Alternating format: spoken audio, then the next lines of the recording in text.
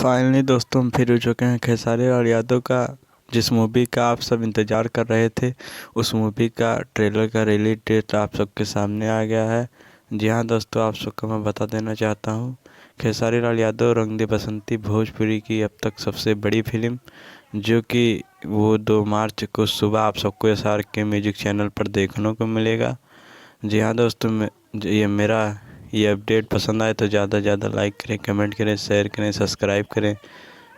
और एक खबर आप सबको दे देना चाहता हूँ, खेसारी लाल यादव काजल राघवानी का एक सॉन्ग आने वाला है। जी हाँ दोस्तों, वो अखिलेश कश्यप मीडिया के मुताबिक बताया जा रहा है कि वो होली में बहुत जल्द अगला धमाका उसी का होने वाला है। या दोस्तों, मेरा अपडेट पसंद आए तो ज़्यादा से ज़्यादा लाइक करें, कमेंट करें, सब्सक्राइब करें।